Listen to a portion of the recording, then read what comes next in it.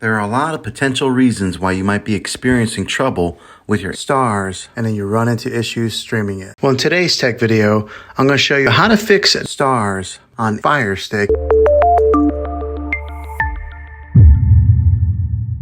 Let's see if we can fix your problems and get your Starz back up and running as quickly as possible. The first one, it's the easiest one to try, and that is to unplug your TV from the wall outlet and wait 60 seconds. Now don't be impatient here, wait the whole 60 seconds, then plug it back in. This is very different from turning your TV on and off with your remote control. This is what we call a hard reset of your TV, so make sure you do this method. If that doesn't work, then find your router that is giving you Wi-Fi and unplug the power to that for 60 seconds. Then plug it back in. If it fixes it, great. If not, let's go ahead and move on to the next method. Try deleting Starz. Go to wherever the apps are located on your system and remove the app altogether. Then reinstall again. After you reinstall it, you might have to log back in with all of your credentials, but hopefully this will work. And if that doesn't work, then I recommend buying an affordable Roku stick, Fire Stick, or Apple TV 4K.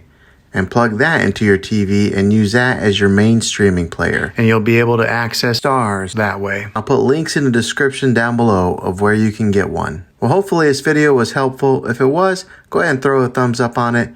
Go ahead and subscribe to my channel. I make tech videos all the time, and I would love to have you back in the next one.